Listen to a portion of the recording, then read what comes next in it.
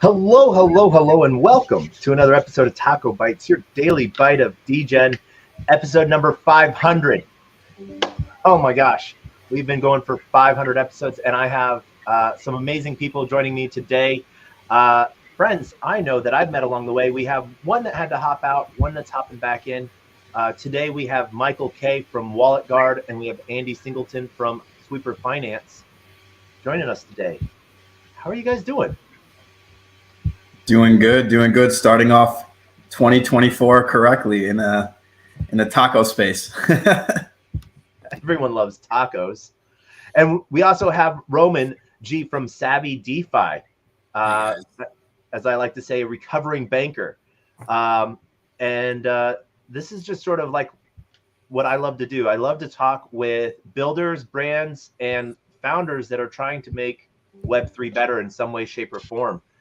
And, we have Sirisu from Blackhand Web3 Gaming Guild joining us shortly. We should be having Tron DAO as well joining us.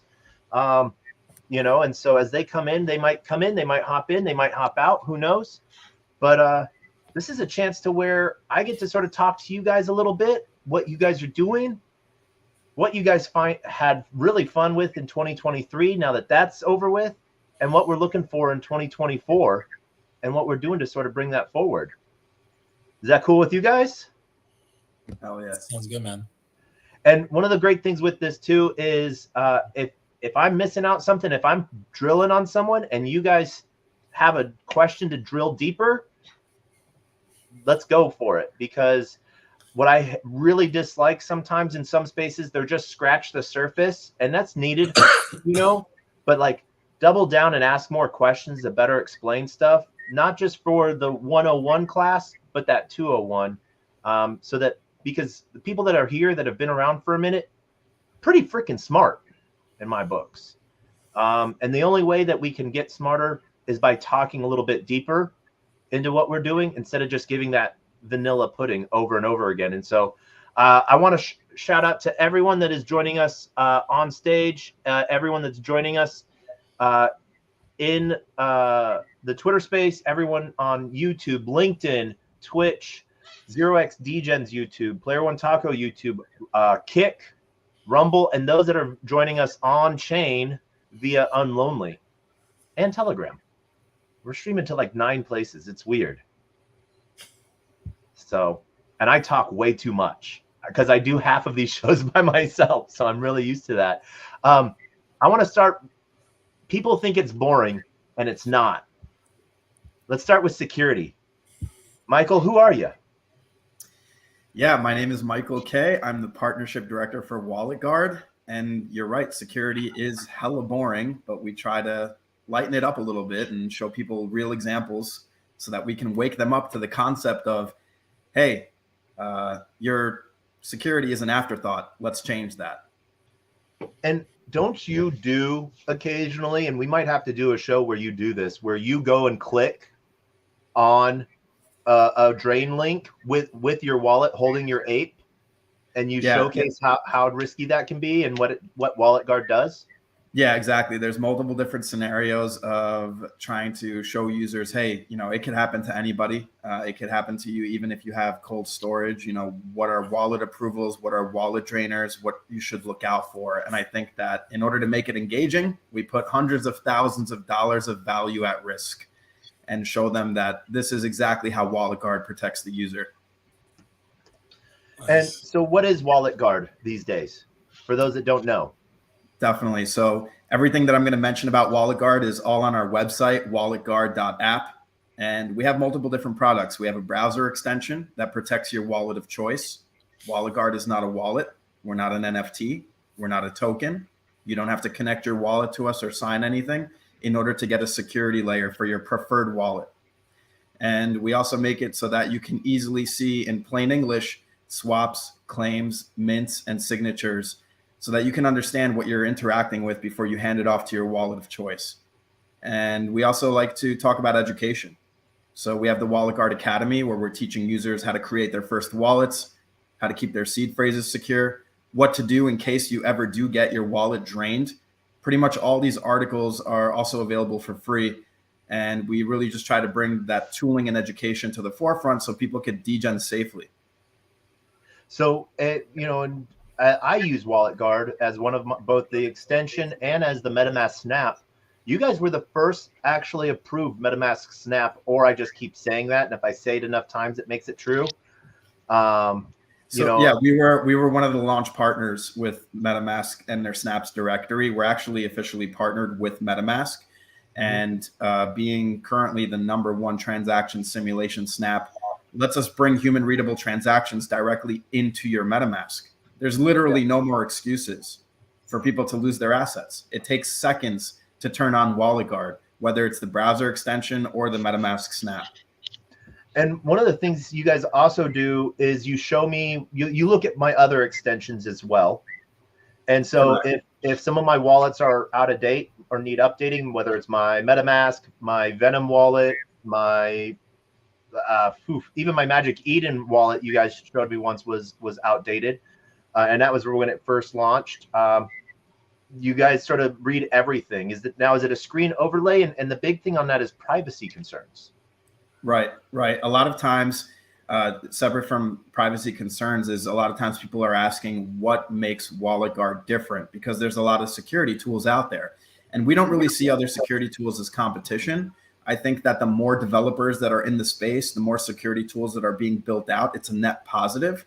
So I don't like to say that they're competition, but really the way that we stand out is we bring multiple layers of security. So we're not just a transaction simulation. We're not just a phishing detection. We also have a security dashboard. We allow you to view all of your assets at risk. You can revoke approvals directly. We even have a dApp store for official links so that when you're onboarding someone new into the space, they don't go and Google MetaMask download and end up clicking a scam link and immediately rugging themselves. So the concept is that we can make onboarding seamless by pointing to users to Wallet Guard first, because Wallet Guard is going to help them set up everything the right way. Now, when it comes down to privacy, that's one of the most important things. How are we handling people's data, and what exactly are we doing? So we have a very extensive terms of service and privacy policy on our website that we put a lot of time into. And we are also showing users that we are as transparent as possible because we're open source. Our repos are available directly on GitHub, and they have a direct developer pipeline to the Chrome store and the MetaMask Snaps directory. So users know the exact code that they're installing when they choose to use Wallet Guard. And the fact that we're not data mining the user, and that we also have no ability to make any decisions for them in their wallet of choice. You can look at Wallet Guard as kind of like a Web 2.5 product. Since we're not directly on chain, but we're showing on chain information to the user, we actually don't hold a liability when it comes down to the user's assets, since we're not a wallet. So It's really the way to go when you're talking about, no matter what your wallet of choice is, no matter what blockchain you're using, Wallet Guard is going to bring a security layer to it. And how many blockchains are you guys on right now? Currently, we support Ethereum, Polygon, Arbitrum, and Optimism, and that's for transaction simulations. But the phishing detection is blockchain agnostic. So no matter what you're using, we're going to warn you, hey, this is a recently created website, or there are risk factors or something sketchy on this website before you actually enter. We're actually able to warn users about wallet drainers before they even enter a website, connect their wallet, and run a simulation. I mean, that's security alpha, zero touch. We require no interaction with your wallet, but we're able to warn you about everything before it happens. I mean, this is literally like a no-brainer. Okay. And so, one of the things too that I wanted to one of the reasons why I would love the Roman and Andy to connect with you as well is because one of the things you guys do is you white label websites and partners, and you have an application process. And so I know, like, one of the things as I've seen both with like my bunny pools and my sweeper, because they're newer protocols, there's risks involved. And Wallet Guard shows them, as this is either a newly created vault, this is a newly created contract, but it lets me know what that exactly is doing. And so there's some cool stuff there. And I think it's also important to note, branding protection. We want to hit both B2C and B2B. And just a big shout out to our users. We started the year off with 5,000 installs, and we just passed 70,000 installs. So we're protecting over 100,000 wallets. And in the security dashboard that we launched just a couple of months ago, there's already been over 250,000 scans run in order to help improve people's wallet health. And again, we're able to do this for no cost. It's completely free. It's open source. It's a literal no-brainer to just even take a look at what we're doing and say to yourself, hey, if I'm onboarding my friend or family member, do I want that phone call the next day where they're like, I thought it was a free mint. Where are all my NFTs? Or I thought it was blur.com, not blur.io. What happened to my wallet? This is the exact reason why we created WalletGuard, not only to make it safer for people that are already here, but to make onboarding seamless, to make it so that they have a security layer. Because at the end of the day, an antivirus is not going to do what WalletGuard does, and WalletGuard is not an antivirus. So if we're able to educate the users, then we can help them protect their crypto. Nice.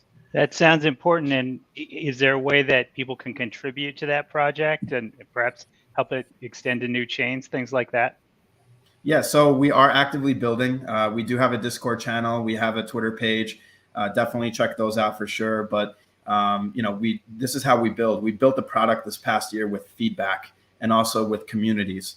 We've worked with over 300 communities this past year to bring wallet safety education to their users. If you're a project that's out there that has a user base, whether it's a dApp, a wallet as a service provider, an NFT project, let's talk about wallet safety. Let's bring wallet safety to your users. It's literally free. It's unlimited value, unlimited utility when a project owner decides, hey, I want to mention wallet safety to my users before someone loses something.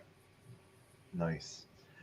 So great. Well, so spread the word, basically. Yeah, I mean, it's insanely easy. I mean, you could just, on our Twitter page, we're nearing about 50,000 followers. And the way that we got to 50,000 followers was by providing free security information, little tips that can help you go a long way or protect your assets. Reposts from your Twitter page. I mean, we're going to make you look good for mentioning us because it's a win-win at the end of the day. Yeah. Now, one of the big things too that you do, not only just within Twitter Spaces, but you do with community projects, you even do private Discord spaces and everything like that. So, and you have it all through your app and through your Twitter of if anyone wants to reach out to you, wallet_guard, or Michael, if you're in the Twitter space. Yep. I'm on the Twitter space right there. The official link for WalletGuard is in my bio. My DMs are open. I always respond to every single DM. And I think, look, we're not going to be able to onboard the masses as we keep talking about if we can lose everything in a single click. It's just not practical. You're not going to want to onboard your family members or your friends if they don't understand the concept of Web 2 security first. That's why we love talking about Web 2 before you Web 3. That's another thing that no one talks about. Let's get your devices set up the right way so you're comfortable clicking on links. That's the point of the internet, is to click on links. But a lot of times, a lot of people are saying, don't click anything. This is the exact opposite of what we should be doing. We should be setting our devices up the right way. We should be incorporating tooling like WalletGuard and education at the same time. You can't have one without the other. It could be the middle of the night. You're not paying attention. Does it make sense to lose everything because you weren't paying attention? Absolutely not. So that's another thing. We have the WalletGuard Academy. We're pairing that with the browser extension. We're pairing that with the MetaMask Snap. We have an AI tool that as you're running transaction simulations, you can talk to the transaction in plain English or up to 90 different languages. We made it so we're teaching users about what's happening before they hand it off to their wallet of choice. This is how we educate users, and this is how we protect them at the same time. You can't have one without the other. Nice. What's next? What's next? Yes, a ton of stuff is coming down the pipeline. We're actually partnering up with an antivirus company and an insurance company in order to make it so that not only do you have Web 2 and Web 3 security, but you have a fail-safe for insurance. And we're going to be bringing that to users at a very cost-effective $20 to $30 a month. And that includes all three. You get your antivirus for your Web 2 environment, you get WalletGuard for your Web 3 environment, and you have an insurance company that focuses on crypto assets in order to make sure that your assets, in case something happens, you have a fail-safe and a fallback. So we're kind of bringing this package of all the security tools and also the failsafe in one for our users over the next couple of months. And we're also going to be on the Killer Whales TV show. That's going to be airing in February. Wallet Guard is on the first season, so make sure you guys check that out. I think it's going to be a great way to onboard a lot of new people into the space, considering, you know, we're a real product. We actually work. You know, we're not asking for money to go build something. We already built it. We're not asking you to go buy an NFT. We're a product that's open source. In the past year alone, I mean, we've saved our users over $40 million. That's $40 million that scammers didn't get. I think that's a massive win. I think that's a win too. And I know you brought, I was going to ask, you know, if you got the sink or swim. We've seen the trailer. I've seen you and Ohm presenting to, you know, you had, who did you have that you were presenting to? So those that don't know, sink or swim is basically a Web3 version of Shark Tank in a way. You had Mario. Did you have K Money as well, or was he on a different season? Yeah, different panel. They rotated the panels around. I think, you know, we had a few people. We had Wendy O. We had Mario Nafal. You know, a couple of other people on the stage with us, and they rotated it. They made it very, like, you know, it took place in Hollywood, and it was like a legit production. Like they had, you know, as you walked from one trailer to another, and you wait, I have to step in for Taco here. Legit. Yeah, it was legit. Okay. They had it all set up perfectly. Like, big shout out to their team for putting together such an amazing show. I think there's going to be a ton of memeable content, a ton of viral content that's going to be created out of this TV show. And it's going to be amazing to watch it air and to see, you know, myself on TV. Like, it's going to be crazy. All right. Dope. Nice. Andy, I know you had some questions that you asked. Roman, any questions from you for Michael? Well, I mean, I'm a big fan of Wallet Guard in general, so I am also a user. But we should definitely connect after this chat, because we should talk from a B2B perspective. But yeah, no, this is dope. I mean, security is always important.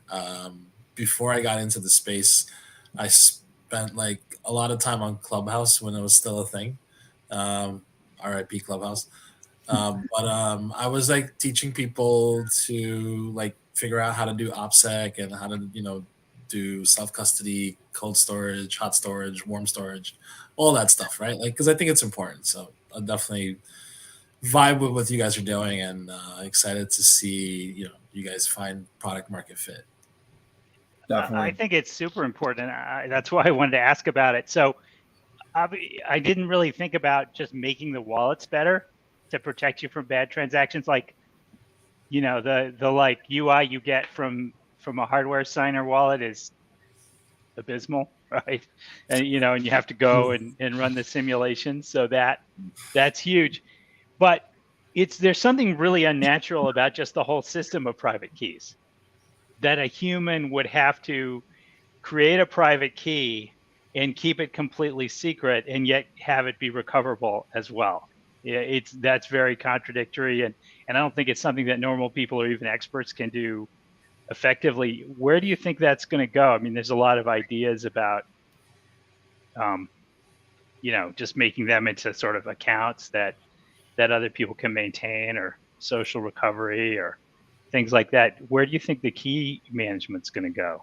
Yeah, that's definitely a great question. I think that there are going to be people that want to manage their own keys, you know, people that are comfortable doing that, a little more tech savvy. And then there's going to be custodial services that are managing people's keys for them, just like centralized exchanges are right now for a lot of the entire crypto space. For example, our parents are not going to want to handle their own private keys. They're not going to want to keep track of this sensitive data and potentially give it up to some random person calling them on the phone because they think that they're a real security expert. Meanwhile, they're just a scammer. You know, same thing with issues that we see in Web 2 every single day. You know, this is all comes down to a form of what is the best security that we can apply to this environment, And I think that giving people an option of being able to self-custody while also being able to hold it in something that they feel is a little safer, so that they're not the only ones at the helm, right? They're not the only ones responsible for managing those keys, I think is going to be essential. So even though we are all decentralized maxis and we want everything to be decentralized, this is not practical for mass adoption. We're going to need custodial services. We're going to need intermediaries. And I think that if we educate users, then they'd be a little more compliant getting off of these centralized or custodial services, because they are going to implement different security measures. For example, multi-sigs, having a Gnosis safe, understanding the concept of not keeping your entire private key on a single piece of paper. What happens if someone finds that piece of paper? You just put all your eggs in one basket. So it comes full circle back to education, and also giving users the ability to choose and say, hey, you want someone to manage it for you? Well, this is a trusted solution. Or you can manage your keys yourself, and this is the best way to do it. These are the best practices in managing your own seed phrase or your own private keys. I think you're right that it sounds contradictory, but you're actually more secure for most people not handling your own key. Right. I mean, as a quick throwback here, I was the CEO of an IT company for 8 years, and we managed over 400 different businesses. We were their MSP. So we handled their backups, their security, any sort of support that they needed. And there were certain environments where they requested that we do not give them their own login passwords, their own email passwords. Why? Because the employees just didn't get it, and they would type their passwords into whatever looked like a login window. Whoever called up and said they're from Microsoft, they would give that information away. So how can we protect those users? By not giving them their login credentials to begin with, unfortunately and fortunately. Yeah, you can, I like to use this as a good example. For Coinbase started letting people buy Bitcoin when it was somewhere between $1 and $11, and that was a decade ago, or even a little bit more at this point. And whoever purchased it back then, if they didn't self-custody or didn't do anything risky and just kept it there, it's still there. They've never had an incident, right? So there's something to be said for custodial services, it's even unfortunate because I've had people that have their crypto on Coinbase or they have it on Binance, and they're getting hit with phishing scams all the time. They have their email lists where they're sending you an email that looks like it's from Coinbase, telling you to protect your account, and meanwhile it's just stealing your login information, and now they have access to your centralized exchange. This is why security, no matter what, has to be talked about. If you're not talking about security, you're doing users a disservice. And it's unfortunate that in school from the beginning, they're not even talking about credential management, encryption, how to set up your device hygiene, your data scatter, creating an email and submitting your information online, trusting third parties. These are things that are non-existent. And that's why you have people coming into the real world after they've been through school and elementary and middle school, high school, college, grad school, and they still don't understand the concept of password management, two-factor authentication. What happens where does a file go when I hit save? That's scary. We are lining people up for failure. We are lining them up in such a way that they have to be dependent on central authorities in order to manage everything for them. We have to change that sentiment. Well, I like the idea of the education, but I have to push back on the idea that people should be experts in this. Obviously there's something that's the problem to solve, right? And maybe it's AIs that follow us around and know us or something. I'm not specifically saying that people should be experts at it, but I'm saying that there should be some common grounds. So a quick tip that can help us, that could help our family members, that could help our friends. If you are not inciting the action, it is most likely a scam. Simple tip, right? I'm not telling people to go and perform brain surgery. All I'm saying is that if you're getting a text message, if you're getting an email, if you're getting a phone call, a DM from the IRS, FedEx, Coinbase, Amazon, Microsoft, Apple, no matter what, you're not inciting the action. Therefore, it's most probably a scam, and you should go to the source. Because look, you might have a shipment that you're waiting for from FedEx. You might have placed an Good order. Bayesian analysis, though. I like it as a mathematician. Yes. Yeah, exactly. You might have a fraudulent charge on your bank card, but don't entertain the links that they're presenting you with. Don't entertain the download that they're telling you to install or the attachment they're telling you to open. Instead of dealing and going with Amazon through the route they contacted you with, because again, it might not really be who it says they are, go to the source. You see a problem with your bank card, don't entertain the link in the text message. Go directly to your bank's website or call your bank up directly and confirm it. Think about how much money from scams could have been saved if that simple message was talked about in school. If you're not inciting the action, it's most probably a scam. Simple stuff. And I wonder what the ratio is, like probably 100 to 1. It literally is 100 to 1. Inbound is scams. Exactly. And what's funny is there's a lot of people that make, I don't know if I don't want to, they make a lot of content around scamming scammers and, to see how big of an issue it is. And like the effort that scammers go through just to steal a little bit. And people think that scammers are coming after only big people. You got to remember that some of these scammers live in countries where their monthly income is $15. So if they're able to get $5 in a day from someone, they're on a good path, financially. Yeah. And so, but if they're doing that, they've learned how to either run scripts themselves or a package that runs 1,000 scripts. So they're reaching out to 1,000 people a day. They have 10 people or one person, they've won that. Well, battle. what they're doing essentially is they're casting a wide net and waiting for people to bite, right? Like let's say they get an email list. They're setting up a message. They're sending out that message to all the people on the list. The people on the list might be users of Coinbase. They might be users of Binance. They might have nothing to do with crypto. And they're waiting for people to bite. They're waiting for people to click on those links. There's sometimes not a specific person that's trying to get your stuff. It's sometimes just, hey, barrage them with a bunch of messages and maybe they might accidentally click something. That's what they're hoping. Let's not minimize the specific person threat. If you're in DeFi, you're getting messages from like North Korea. So there's also that.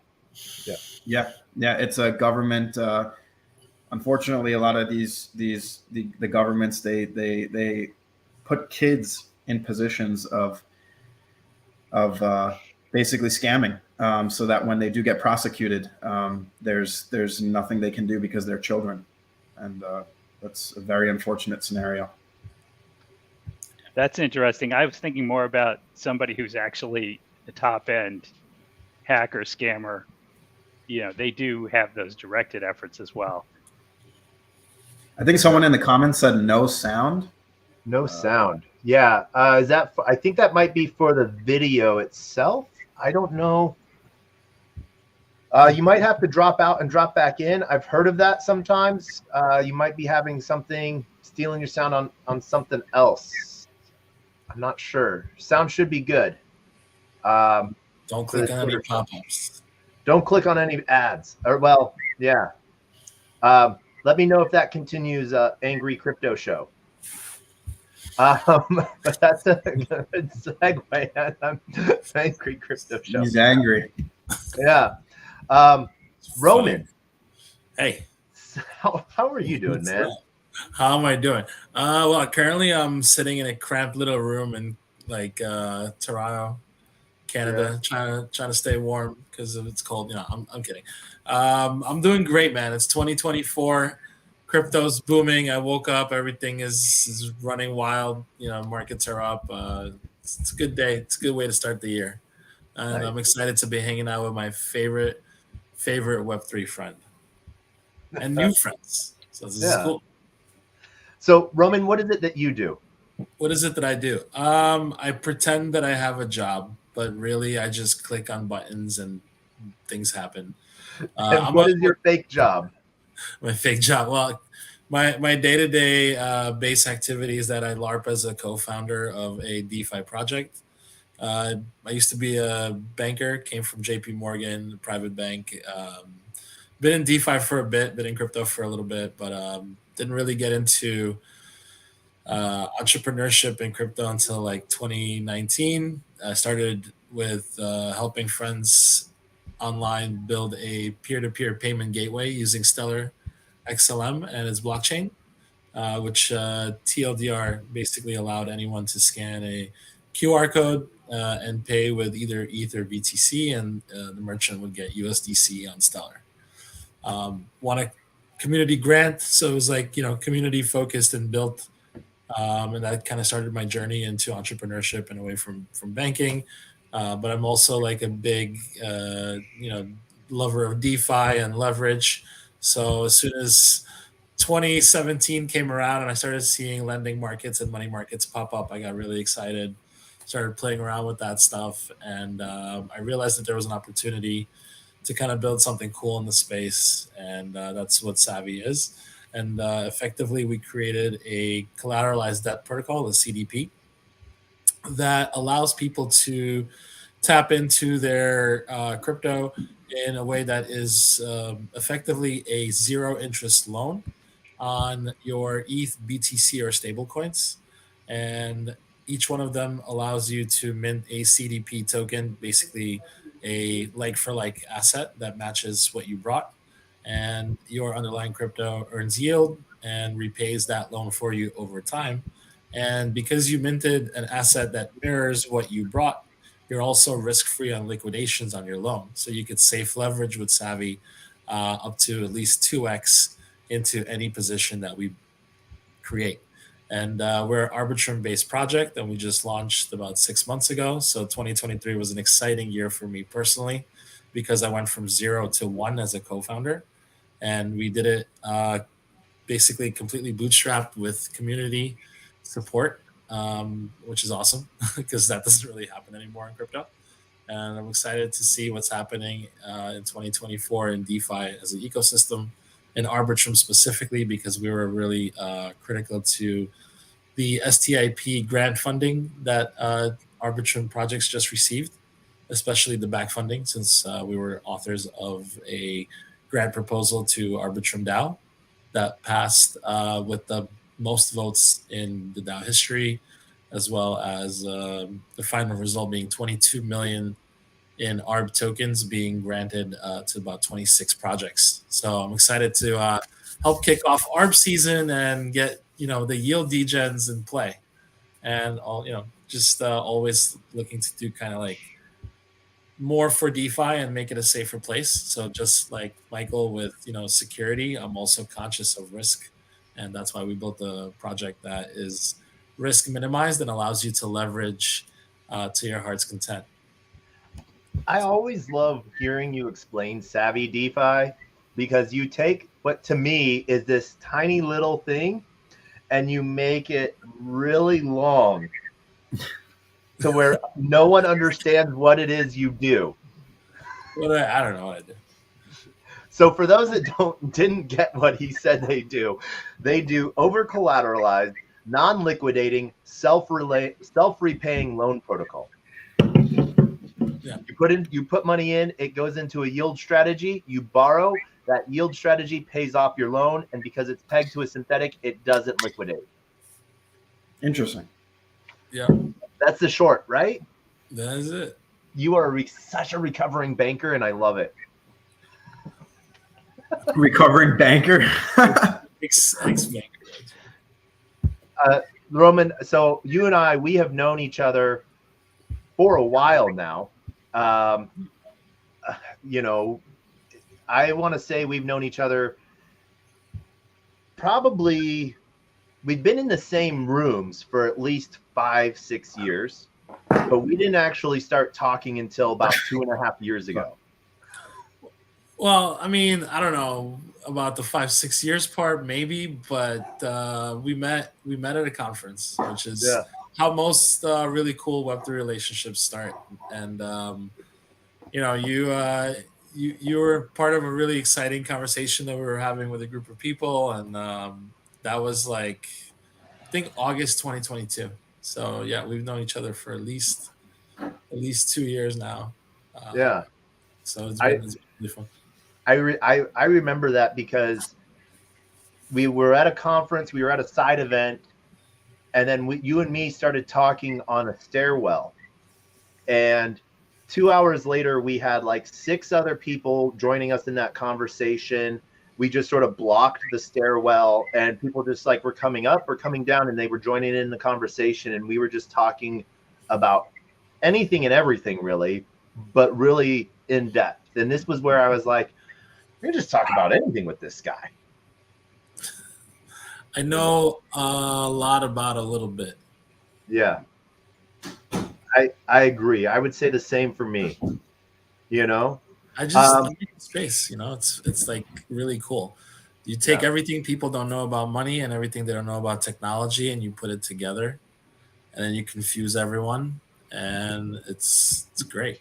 Okay. No, I think like what draws me to the space is the data provenance, right? Like you can tell that something is true. You above all else, like having a source of truth for anything is going to be really important. And we can, you can take that down whatever rabbit hole you want, from facial IDs to, credit scores, and even your, student scores, right? Or anything in between. So I think it's really important to be able to point to something in the digital world and say, this is accurate data. This is not falsified. It can't be falsified. And I think that's like really, really cool. Plus, I like the opportunity to be part of an ecosystem that helps build towards the future of like financial tooling, and creates kind of an opportunity to introduce these like streamlined ways to digitize assets and digitize money, which is happening. So I knew that this was going to be happening regardless, and I wanted to be a part of that space. And like at its core, I feel like an evangelist of the technology itself, because it's at the end of the day really cool. And some of the things that we can do here have been really, really awesome. All right. What was the biggest or worst? What was the worst Degen play you had of 2023? I honestly stopped. Like I joke around like that I Degen a lot, but I really generally, like, I'm a really safe kind of like DeFi user, if that's even a freaking thing. Because mostly like I stopped doing, like, okay, 2021 was like super hot, right? You had DeFi summer and all of that stuff. I can't tell you how many Rebase projects, Node projects, Tomb like fork projects, and everything that I've been in. Coincidentally, the one thing I didn't touch was UST and Luna, because of the 20% fixed rate that people were getting. As soon as I saw that, I was like, yo, this is redacted. Let me let me say that. So I didn't touch it, not because it was a Ponzi, but because I couldn't find the math.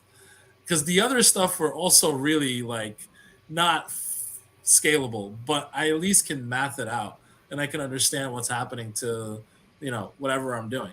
But this stuff was just like, no, like where the fuck are you getting this number from? So I just couldn't. I didn't touch that. But I after getting wrecked on over leveraging, and then actually bridges are the biggest like thing that got me wrecked. So I've been hit with a couple of bridge losses because I would leverage across chains. So I would say my biggest degen play was essentially I was part of the Phantom like bridge drain hack. So that kind of sucked, but I got it mostly recovered. But other than that, like I keep it really safe now. So nowadays it's like maybe 2 to 5x leverage if I'm doing something, and mostly stablecoin farming or something simple. Yeah, man, I'm not down the deep rabbit hole anymore. Is that okay? So you just asked me because you degen vicariously through me, and you're like, what 200x leverage are you doing today, sir? Yeah, just like constantly get screenshots from Taco. He's like 200x long, 15,000% profit. I'm like, all right, cool. I'm gonna stay here with my 5 to 20%.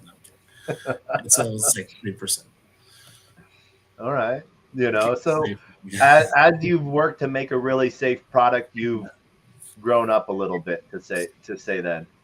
Yeah, I want to keep it to the 30% yield range. Okay. That It's seems like sustainable, that's Roman, did you at any time during your degenning or situations where things went wrong, did you at any time say to yourself, "Damn, I wish Gary Gensler was here to help me"? no, did not say. Okay, that. just wanted to make sure. No. Gary, I have various thoughts on Gary. None of them are very good. So I think as far as like regs go, actually, we are gonna go into an age of DeFi and Web3 that is gonna be extremely regulated, and I don't know how you gentlemen feel about that, but I think that is a sign of acceptance of the industry, because if they feel like they need to regulate something, it means it's important and it's a real thing. So yeah, I think that's definitely coming. But no, when I was busy losing funds all over the place, I wasn't dreaming of Gary. My take on it is they want a piece of the action. That's my take on it. Sure. And I feel like they're showing it clearly based on their actions, right? JP Morgan Chase, CEO of JP Morgan Chase, he's constantly like fudding it, and then now they're putting him at the helm. It's like, what are you doing? I've met him. What are you doing? I met Jamie. By the way, JPM has its own like stable coin called Onyx, which basically is like $1. It's like a USDC like private label dollar. All I'm saying is if it ever comes down to it, and they're like, well, here's CBDC, and we're moving everyone onto the system. It's like, you literally, why would we trust you when you have the worst track record in all of history? I mean, we're tens of trillions in debt. You're printing trillions. You're misplacing it. And now you're saying, don't worry, guys, we got another system that we're going to move you on to. Trust us this time. Absolutely not. I'm not. I don't want to be a part of that. Even if I even put what are my goals for 2024? I put out a tweet, and one of the goals is to eliminate fiat currency from my life. If you don't deal in fiat, I don't need to deal with you. And I think that it will also drive self-sustainability, because a lot of people, what would you prefer to deal in? Any crypto that I use, or the person that I'm dealing with uses. So I have a standard observation that I would make with that. I'm kind of a dollar maxi, because the dollar is like super popular. There's $20 trillion out there that there's a demand for that. And I think there's a reason for that, which is it is a fiat currency and you can borrow it. So if you think about it, every dollar is borrowed originally from the Federal Reserve, and then goes out to you, you lend it to your bank, right? And that's how stuff happens. And you can't borrow in volatile currencies because you can't repay them, right? The fact that the Fed's willing to supply dollars when they're needed is what makes the whole system work. It's what gives people that demand for dollars. If I could comment, I would love to. I think that when you set up a situation where banks are able to hand out more than 90% of cash that they have on hand, you are creating a system of manipulation. And when you are, it's 100%. They don't no longer need to require any funding in the. Oh, that's good. That's good. That's going to work out well. Because they can get a loan. I just think it's gotten to the point where it's truly not backed by anything besides the fact that there's an army behind it. That's absolutely not true. So what it's backed by is the fact that all that money is borrowed, right? You lend it to the bank has to pay you back. Eventually they have to pay the Fed back. What it's backed by is the same thing that the Savvy stablecoin is backed by, exactly the same thing, which is there's an obligation to buy it back. And that process supports its value. So we could have a discussion about like the whole monetary theory, but if you're going to propose a different monetary theory, It actually has to work for everyone, including the people that borrow the funds. So if it came down to it, like you're saying that what's backing it is the fact, like what truly is backing it is the fact that it's against something else. Are you saying Well, think about a die. Why does a die have value? Because under certain circumstances, you have to buy it back for $1. And that essentially, that's the exact same system that underpins. But isn't that skewed to a metric because the value of the dollar is naturally decreased over time? Yes. So then it's creating fake. It's not real. It's real. Pretty real. You can buy all sorts of stuff with $1. Yeah, but that's because you can buy a lot of pizza if you have enough dollars. So I got pizza right here. But you can't buy it for Bitcoin, and there's a reason for that. So well, I definitely wouldn't be able to, but for now, yeah, I think look, mass adoption is not going to happen in 10 years, 20 years. I think this is going to take 30 to 40 years before we even see a 50% leniency on one fiat over crypto or one way or the other. But I truly believe that it's heavily manipulated. There's nothing backing it. And it's completely, at this point, we can have a completely different discussion about this, but I just don't believe in it anymore. But a lot of people do, right? Trillions and trillions and trillions of dollars of demand for those dollars.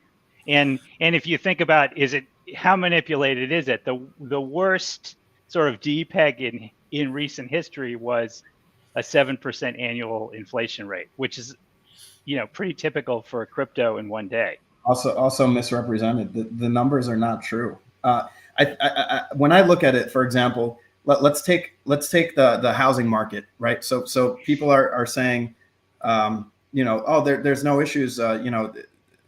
Real estate is still the best form of investment.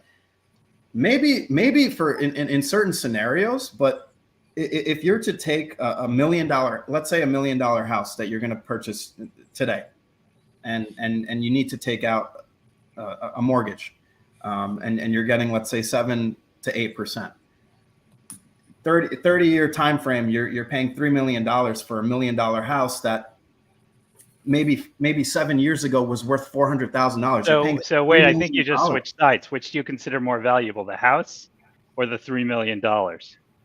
I consider the $3 million worth $0. So I just got a deal. I got a house for zero value. But you're getting a deal in a system where it's not real. That like there's what's supposed to be purchasing this something that's worth value is not really worth anything.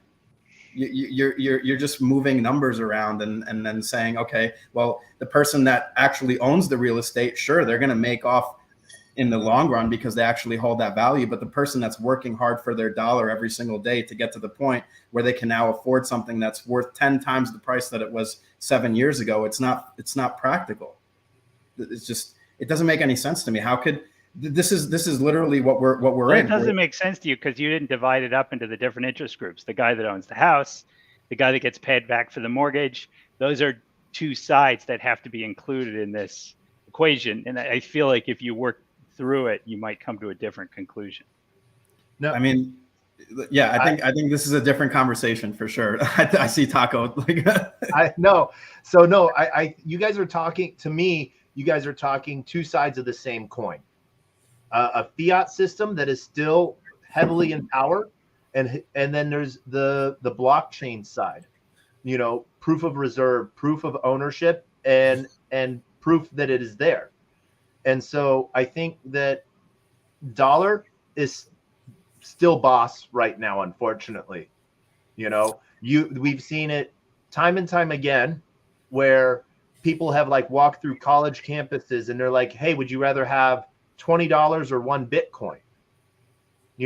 And time and time again, these kids say, oh, 1 Bitcoin. And yes, this was, 5 years ago when Bitcoin wasn't really talked about. Bitcoin was they're saying they'll take the $20. That's the sad part because they just don't know the But difference. and heck, I was in Barcelona, and I spent 4 hours walking up and down the boardwalk, offering people free Bitcoin. I was giving away sats, and people were like, oh, that's fake money, because it's not accepted as a generalized currency. But if you had said, I'll give you $5, they would take that in a heartbeat. And I think this leads to a really good segue of who Andy and Sweeper Finance is. Hey, Andy. Yeah. So I'm a big believer in dollar banking. I feel like we have to support the currency and economic system as it exists. And that's, for one thing, a political requirement. If we're going to be accepted, we have to actually add value and eventually create economic growth. Sweep protocol is, you could look at it as a yield aggregator, but really the underlying architecture is it's a savings bank. So people can buy our sweep deposit coin with $1, and we put that into interest earning loans. There's the deposit coin is pretty boring, but the way that we do that is the way that we put it to work is pretty interesting. And they're getting back the interest that would have otherwise gone to Circle or Tether on the savings side. And that actually turns out to be pretty important for making DeFi competitive with CeFi. And on the lending side, we put that back into yield aggregation the way Savvy does, but also we're optimized to put that into real world assets. So essentially tokenized money market funds, and to provide all sorts of DeFi services for them, distribution across multiple chains, and cash management. So eliminating that cash drag that comes from having to hold a week's worth of dollars to redeem your deposits if it takes you up to 5 days to settle a trade, that sort of thing. So we provide a deposit coin, we lend out the money into the tokenized economy, and hopefully we can build that up by having more of the economy be tokenized. And that would allow us to bring some of the benefits of crypto: transparency, accountability, rapid innovation. We can reprogram it easily.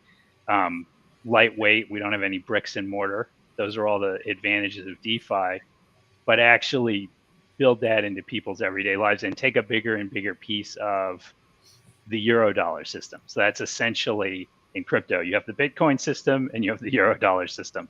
You don't have the real dollar system, which is the Federal Reserve managed dollars, because US bankers and bank regulators hate that. But there's about $11 trillion worth of Eurodollars circulating. So still a big addressable market for DeFi. It's pretty big. That was covering a lot of ground, Taco. But Are you guys KYBing your customers or users, or is it fully permissionless? I believe that the market for tokenized assets has to be permissionless, because, and there's two sides to this answer. I believe that the people that are going to buy yield-bearing stablecoin are not people. They're software. So if you look at the history, and I've been working on this since 2018, if you look at the history of people trying to offer various kinds of tokenized assets, including securities, people don't buy them. Funds don't buy them. Almost universally, they fail to sell. And my hypothesis about that is that it's the software that buys these assets. It's DeFi protocols, it's collateral pools, it's AMMs, it's structuring. If I want to structure a stable coin, I have a money market fund with a little bit of a capital under it. Self-custody wallets, AI. And the problem with those, the fundamental mismatch in the market is that none of those users are what the money laundering guys, right, the FATF guys, and the security guys consider to be qualified buyers or users of security or even money. And so that creates this fundamental conflict. Actually, the most useful thing you can do is use these assets in automation, but that's also the thing that the system is designed to screen out, because they're not single identifiable qualified people. So, I think that if you actually look at the flow of money into real world assets in DeFi, you'll find that a lot of it's going through conduits like Sweep, where we're actually providing it. to protocols. And in fact, the vast majority of money that's going from between DeFi and real world assets going through MakerDAO. There's about $1.7 billion worth of SDI, and there's maybe $350 million of all the other money market funds put together. And that's exactly what they do. They provide a conduit into DeFi. But on the placement side, if we're going to buy securities, we have to do that as a qualified human buyer, right? We have to qualify to buy and hold those securities. We've set up sweeps so that we do margin lending to a single buyer. So Roman, your system is designed to have anybody come in and participate as the margin borrower or sort of junior tranche holder. Those are two different ways of looking at it. Our system, because we're optimized for securities investment, is designed to provide margin lending just to a single qualified buyer for any type of asset. So we get a wholesale borrower that will buy a particular kind of money market fund or a particular kind of DeFi strategy, and we make sort of an appropriately sized margin loan to them. For a money market security, for a short duration money market security, they're specifically designed to never gap down more than 0.5%. So you can go as 100 to 1, right? You can have 1% capital and never never lose that 0.5%. But you have someone who's actually is putting in capital and managing that position. So that's the way that we look at it. And so I know what's really cool is I know a lot about everyone on stage, and I'm part of the sweep team. So it's one of those things to where we've seen Taco grow up from getting fished, or well, I like to say catfished for his Ether Rock, 7 years ago. We're not going to talk 6 years ago. We're not going to talk too much about that. But to degenning into yield bearing strategies and LPing into the craziest things because, and then, now I'm, as I see the economics of crypto becoming more mainstream, RWAs, real world assets, and, being what's going from these huge LPs and these huge yield of assets to that stable dollar yield, where Sweep is right now on 6 chains. We're launching on our 7th chain on Tuesday, and that's through the technology of Layer 0. And so we're using the same contract across all of these chains. What's next for Sweep, Andy? Well, I just want to go back to the multi-chain strategy and the dollar strategy. Yeah. So when I got involved in DeFi a year and a half ago, the problem to me was clearly that DeFi was shrinking, right? It's been a shrinking market for 2 years. In fact, was very small. Most DeFi protocols will never be able to make a living off the small margins that they make because they're extremely efficient at the size of DeFi. So we targeted dollars, stable coins. There's still $100-some billion worth of stable coins out there, just looking for the biggest markets. And one of the huge movements over 2023, who knows whether it's going to last, is lots of blockchains. So going into all these blockchain channels, we designed Sweep as one of these Layer 0 omni-chain fungible tokens.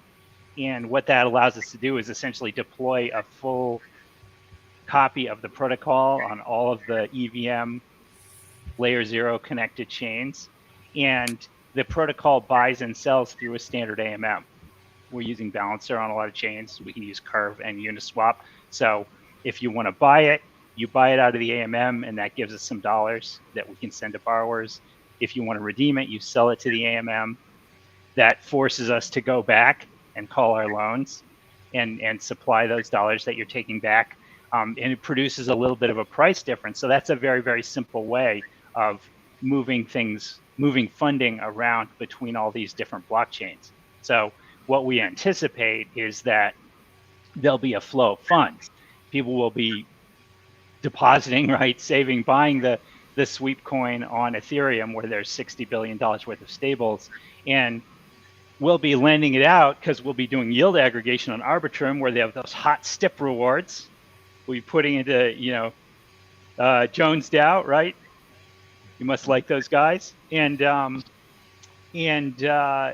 then that'll create this arbitrage where the money will flow naturally in sort of a decentralized way if we can get people doing that market making. So it's a way of sort of supporting not only RWAs, that was our idea, but also new blockchains and trying to expand the pie a little bit. Who knows whether it will work? But if it does work, so I sort of came into this conversation saying, hey, this is great. We're going to make a savings bank, and it's going to be for real people, and it's going to, lend out in your community, which is DeFi and tokenized securities. But actually, that's not what's happening in DeFi. What's happening in DeFi is degen trading. It's pretty much everything that people do, right? And as just a product market fit, what we really need to do is make it very easy to use sweep in trading.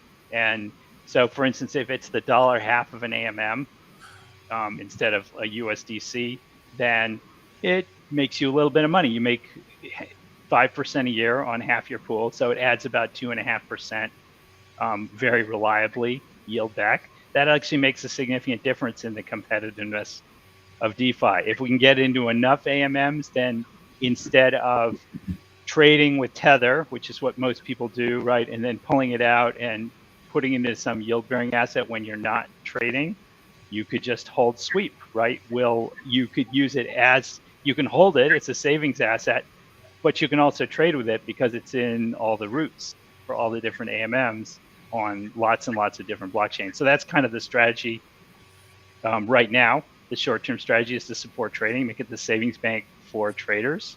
You can save and trade with the same coin. And that's kind of the trick of DeFi, right? You don't need to take something out of your savings account to use it.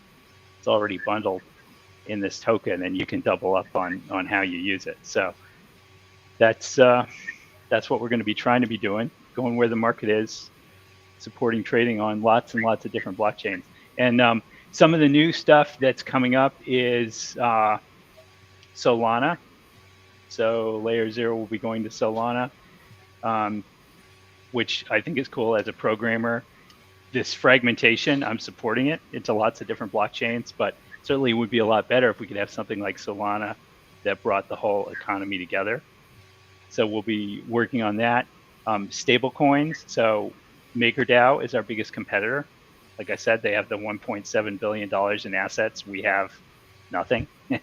And we have to try to gain on that and create a new channel for dollars that's not controlled by the small sort of insider group that controls MakerDAO in terms of how it places the money. That's going to be a challenge, but to do that, we're going to need the margins that come from having a stable coin, and we'll be bringing in some big partners. Then we make 5% as opposed to 0.2%. Bringing in some big partners for that and really focusing on what people want from a stable coin, which is, it's like the way I describe it is, sweep is a savings account. It's where you put your money to have it be optimized to be fully invested. But our stablecoin check is going to be a checking account. You're not going to get interest on it, but it's going to be optimized to fit into lots of payment networks, right? We'll take that money and we'll make it easy to buy and redeem at par, which is the same thing that makes USDC great. I think Circle's done a great job with that. And hopefully bringing in partners and, sucking in the banking network into that project, maybe giving back to them with open source code, since they like this channel too. They want to offer their own deposit coins, like JP Morgan, right? It's a deposit coin. The money goes to me and not to stablecoin reserves. So who's holding the real world asset, or the T-bills, or whatever was used to create Sweep? We do margin lending. So let's say you did margin lending against Steth, right? Yeah. A liquid staking Sure. coin. And let's say you did it and you pulled out something that was denominated in an ETH. Yep. That would be the same thing that we're doing with Sweep, right, which is denominated in dollars, versus these tokenized money market funds, of which there are a number of them. So we're deployed with Maple, we're getting backed, TF bill, these kinds of things. Now, the problem with that, so did that answer your question? Mm-hmm. that we're doing margin lending against literally the tokenized form of these money market funds. And we can put it into a CDP vault that way. There's a couple problems with that. One is that if we need to get the money back, there's really no on-chain market for these assets. It's not like Steve where I can just sell it into a curve pool for liquidation. I actually have to go through and negotiate with all the tokenized security guys to have our CDP vault, if we need to do a liquidation, push it through to them to redeem and have them sell it in the real markets. Because this idea that we're somehow going to have an on-chain market for, treasury bills that doesn't, that has enough liquidity to handle a financial panic strikes me as ridiculous. So that's kind of slowing us down, sort of getting that technical concession from those guys so that we have a safe way to call, redeem, and liquidate. Okay. Did that answer your question? Yeah. And so is the sweep then have like a floating net asset value that it's not like strictly $1? It could be like $1 and like 2 cents or $1. Well, we use the Frax system. So when you buy a Frax, so like you S-Frax? don't get a specific amount of assets. You get a system that has enough assets to hold the peg. Yep. And then they peg it in an AMM. And basically what you need to be sure of is if a lot of people are selling it into the AMM, you can go out, you can call those assets, Mm-hmm.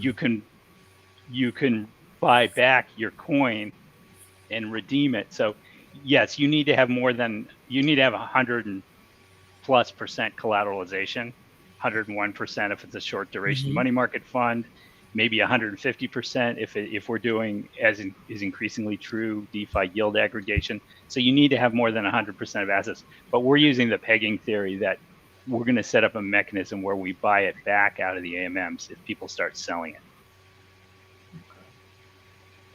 I want to. And you can see that leads to that's sort of a key part of this whole architecture, because that's what allows us to do things like go to a lot of chains, right? We're not selling it. We're not trying to fix the asset base under a 4626 vault. We're trying to make sure that it's correctly pegged on all those chains. And it's also what allows us to do things like distributed lending, where, which is kind of lending you do, right? That anybody who's a qualified borrower with a credit limit can come along and take out essentially a revolving loan. But they have an incentive to do that, a bigger incentive to do that when the price of the coin is a little bit high, so they can sell the coins that they borrow and mint for a little bit over the target price. So we have a target price that we set and we maintain across all these AMMs. Yeah. Because we were talking about stables, somewhat late to the party, I want to introduce Tron DAO, Tron Network, and Hunter from Tron, one of the largest chains of stables as well for USDT. Hunter, are you there? What's up? What's up? Let me see if I can get my camera on. I'm actually still in my pajamas, believe it or not, even though it's like 4 p.m. here in Florida. I'm just now waking up. So happy New Year, guys. I'm so excited for 2024. And a big shout out to the TacoBytes community. Like, you have a lot of people right now. Like, I'm watching and listening in here. You guys are fantastic, by the way. But your Twitter space right now is blowing up. You're getting a lot of people now joining the call.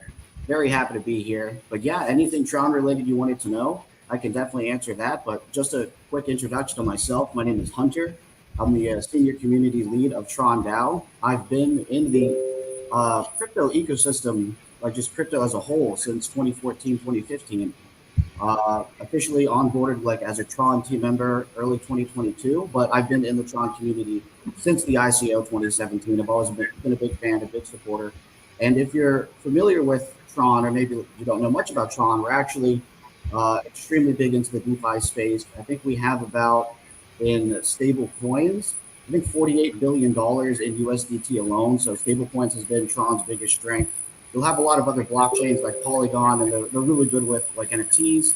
But Tron's biggest strength has been DeFi, has been just stable coins. And we've been doing really You got a call out from Ryan Stelkis as the most globally impactful Tron Tether, the most globally impactful crypto product. Exactly. It's been really, really good. And part of my journey and a lot of the Tron team's journey for 2023, we've been going to a lot of different universities and we've been going to a lot of different countries to talk about the value and the use cases of cryptocurrency. And the biggest that I've seen, which was the most recent event, we went to Binance Blockchain Week in Istanbul. And while we were there going around in Turkey, a lot of the different people that lived in Turkey, they would see like whether I had this Tron like little hat on or a Tron shirt or just walking around, they'd be like, oh, like, you know Tron? And I said, oh yeah, like just like a part of the DAO, a big like supporter and like on the team. And they're like, everybody here uses Tron blockchain for USDT. So we actually went to the Grand Bazaar, if you've ever heard of it, where you can buy a bunch of different like merchandise or sometimes even like knockoff designer bags, but a bunch of different merchandise and cool things. And you can make purchases at the Grand Bazaar using USDT on Tron. And there's even a store with one of our partners / collaborators called KudiX. And you can take your like Turkish lira, or you can take your cryptocurrency and you can swap back and forth.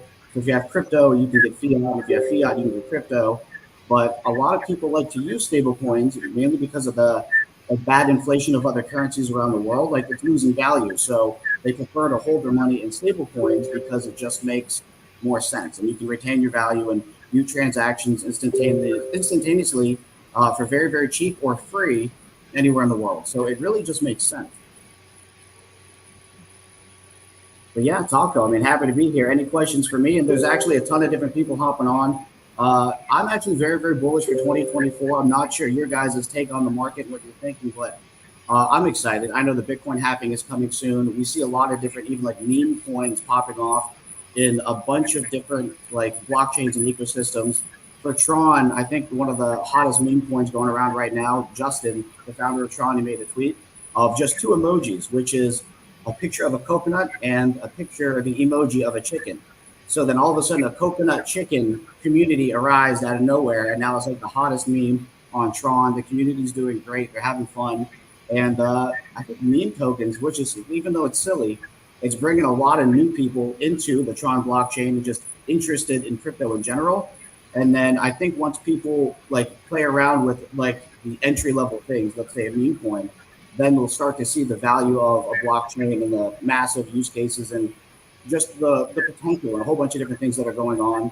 People that joined in like the Tron community from other blockchains because of this meme coin, they started to be like, oh, like the Tron ecosystem, if you stake your TRX, then transactions are free. Or that Tron has like hackathons, which are just big hackathons where we give away over $500,000 in prizes. And we do it usually twice a year. We do like big initiatives all over the world, and then people can build dApps. And then if they want funding or marketing support, they can enter in. Our season 6 is going to be starting very, very soon, within like the next 2 months. And then anybody building anything cool that wants some funding or wants some marketing support, they can enter in. And then we have a lot of really good partners, like Circle is one of them, or Van Eck, just really cool players at Valkyrie, where we have these great partners of ours that will be judges on people building these dApps. And then we all just get together and try and help the whole industry just grow and support everybody within the ecosystem. Like there's a lot going on within our blockchain, and there's a lot going on within the industry, like overall, and I'm very excited to be a part of it. I know, Hunter, wherever, like, it's one of those things that I travel the world going to blockchain conferences, and, you know, I would say maybe about 75% of the time, I know that if I'm there, you're most likely there as well, in some shape or form, which is pretty good. And I love seeing you about, and I'm grateful for you. And you asked a really good question, sort of to the group, that I don't usually answer trolling questions, but I feel that I saw that there was a message that came through that is completely 100% a trolling question, and I love it, but I felt that this is a really good panel to ask this to. I'm not going to give the background to it, but they want to become financially stable and confident again. Is crypto the best way? You know, Michael, what's your take on that? Yeah, I think that he said he's 50 years old and 5 kids and 12 grandkids. I would hope that the kids and grandkids are helping him in some facet, that he's not supporting all 17 of them at the same time. It does seem like a troll question, but I think that we've been lied to. I think that our whole lives that we've been told, put your money in savings, put it to the side. These were ways to degrade the value of the dollar that we're holding over time. And I think in 2024, people are slowly going to wake up to the fact of your money sitting in the bank. They're making money off of your money. There are other ways for you to be able to diversify those assets, whether it is through crypto, whether it's through meme coins or JPEGs or whatever the case is, or even dollar cost averaging. I think dollar cost averaging is one of the easiest ways that anyone can really dip their toes into a new asset. So when it comes down to it, a lot of times I get the question of, what should I buy? What crypto do I get? How much do I spend? What do I do? And I always tell them something that for me is a very safe play. Dollar cost averaging into Bitcoin or Ethereum with money that you are comfortable with spending. For example, if you have $5,000 laying around that is extra money, please do not go and spend it all in a single trade, buying Bitcoin in one trade. Spread that $5,000 out over, let's say, 3 months or 5 months, $1,000 a month. This way you are hitting it in a very volatile market, considering it fluctuates like crazy. You're gonna end up positioning yourself a lot better than somebody that goes and basically blows their load in one bet. This is a way that we can say to ourselves, let's diversify those assets. Let's do it in a way that it's over time, that it's into something that is a little more stable than shit coins. The last thing I would tell someone to put their money into would be like a meme coin that just popped up out of nowhere. So really my go-to is always dollar cost average into Bitcoin and Ethereum, and do it with money that you're comfortable with doing it. Don't sell your house to do it. Do it with money that's on the side, and understand what you're buying. And the concept for me is that I'll never go back to fiat. Once I move money into crypto, I'm not planning on moving it back into fiat. That's my take. A lot of people that come into the space, their sentiment is, I want to put my money here, I want to make a ton of money, and I want to move it back to fiat. If that's their game plan, they're most likely going to do what I talked about in the beginning, which is potentially put all their money into one coin, watch it go down a little bit, get scared, take their money out and say, I'm never touching this again. It's a scam. I don't like it. This is why education, full circle, is so important. DCA, understanding what you're purchasing. And even when it comes to NFTs, I think this is one of the most important things. A lot of times users are told by their friends, hey, this is a new project, you should go and buy it. They're not understanding the concept of what that project is about, or whether there's actually any utility or any value that they're going to get out of it. So what ends up happening is they get stuck with a bag of NFTs that they themselves do not understand, they themselves do not like, and they cannot sell because they're worthless. This is how we have to educate the user and say, hey, this is what this project does. There's some utility behind this project. Do you understand what you're buying? Are you buying it because you want to support the artist, because you like them? What is the reason? Because the sentiment of get rich quick for me is out the door. It's no more get rich quick. It's let's understand the technology we're investing into and understand the importance of removing these middlemen that are in multiple facets of business that we do deal with on a day-to-day basis. Okay. Andy? I don't trade. I just build. So I'm not going to comment on what you would do if you're not a builder, except to say that if you want to build in crypto, it's a great opportunity, but there's lots of other places where you can build, lots of other parts of the economy. And we should be supporting all of them with our talents and our money. Okay. Roman? Well, first I want to say me and Michael must have just lived through a completely different bear cycle because he had $5,000 laying around. Meanwhile, I think we did, man. I think we did. First of all, full send on Homer Simpson chicken fucking, to $1 million. But no, I the funny Wait, part about- coconut chicken. Let's get this straight while I'm over here trading. Totally. I mean, there's Bonk, there's Doge, there's Sheep, there's Cock, there's fucking I don't Used know. car. There's everything. Yeah, used cars. There's There's a so name for everything. there's a meme for everything. And if you want to have that discussion, I actually used to really like be a hater on meme coins, and I think for the same reason I was a hater for NFTs and originally, because like people were really disingenuous about what they were in it for, which is generally like you want to make a profit, right? It's not because you like the painting or the meme. It's because you think you're gonna make some money. But the sad truth is that this is becoming more and more of a reality for people, since in the real world, like inflation's killing your purchasing power, right? The dollar's going to shit. Like we've already established that ad nauseum. We know that. This stuff is volatile. You can lose your shirt, or you can have Lambo money next day. Cool. But like people's salaries aren't going up in line with inflation. They're not.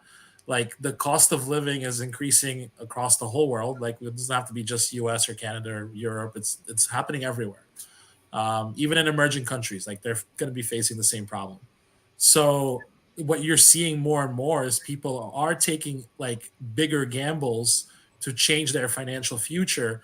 And it's not just crypto related. You can see that happen with, GameStop. That was like one opportunity where retail, where just generally regular people that are outside of financial industries were taking a crazy gamble on something because it presented a better opportunity than traditional investment strategies.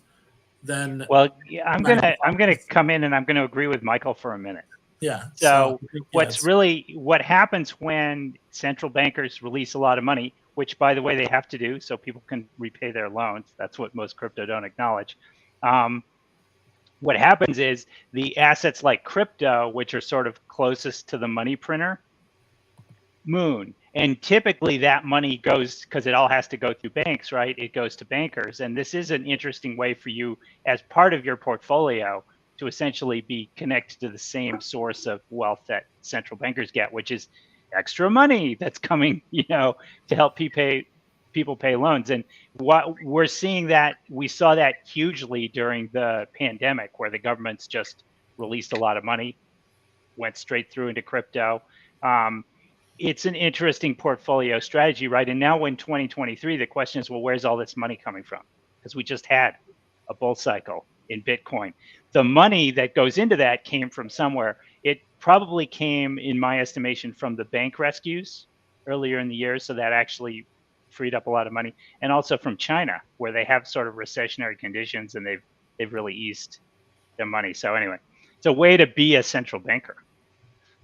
Yeah. Okay. I think just really quickly before we move on, what is crazy to me, I always have people coming out of the woodworks, especially when the market is going up, saying, what do I do? What do I buy? And the one thing that I always tell them is the easiest win, where they don't even have to spend a single dollar.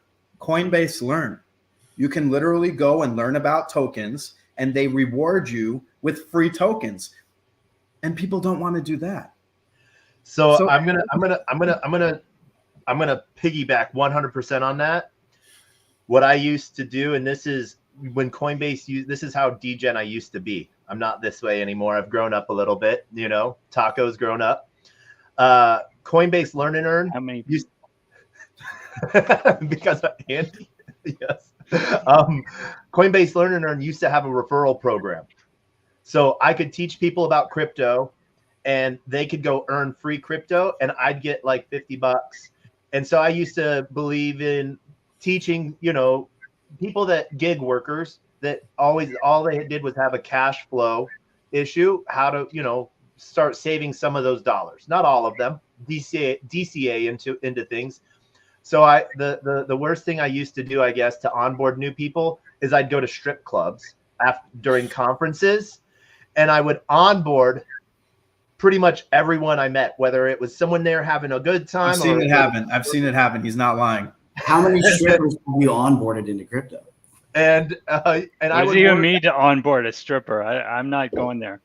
and I would walk away with more referral bonuses than I spent.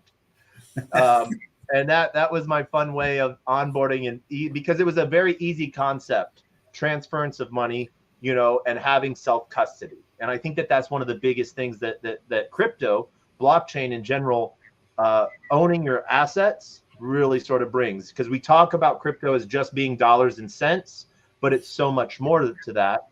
And with that, a little bit late to the party. I want to, but still amazing and grateful for him to be here. As I reset TacoBytes, your daily bite of Degen, this is our 500th episode with guests. Usually you have to just listen to me talking for who knows how long. But I want to introduce Sirsu from Black Hand Gaming Guild. Can't hear you. We cannot hear you.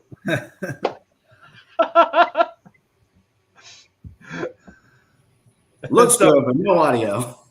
All right, I think you can hear me now. There we go. Yeah, it was connected to my MasterCard. I don't know why I was doing that, but whatever. How you guys doing? Happy New Year, gents. Happy New Year. Happy New Year. So one of the things that really got me into blockchain, I used to do a lot of SEO stuff, but what sort of helped push me was Web3 gaming, ownership of assets and stuff like that. And so, Sirsu, you're here representing sort of a gaming guild, Black Hand Gaming Guild. Who are you, and what's Black Hand? Word, yeah. So me, I'm a designer by trade. I pretty much worked in consumer tech, building social applications, done B2B processing with like a company called TransPerfect for translation services. And then also had a brief stint in healthcare when I lived in Nashville for about 2 years. So I've ran the gamut from understanding how to basically build, direct, and create digital products and goods and services from both like the mobile and web context. But I've always been a gamer. I remember growing up, I played Pokemon pretty competitively. I had used MLG game battles and played Halo 2. Halo 3 was in the circuit for a while. My goal was to be like the best sniper in Philadelphia. And that kind of worked out for a little bit, for about a year or two, as like when I was like, I think 11, I held that title for a couple months. It was pretty cool. But for the most part, like I wanted to figure out how I could bring gaming back into my life, at least in a much more like potential opportunity, financial opportunity. And so when I got into the crypto space, at least the NFT portion of stuff, I had known about crypto for a long time, but never really played in it until probably around 2017. But moving into about 2020, after like DeFi summer, I got to learn a lot about like NFTs, about sort of like the cultural shift in bringing artists and things over. And because I come from that sort of background, that was an easy way for me to say, oh, wow, here's some method of application that I could use because I do design and I do art in my daily life. So maybe this is the way in which I can actually learn about crypto and stay in it, which is why I'm here now.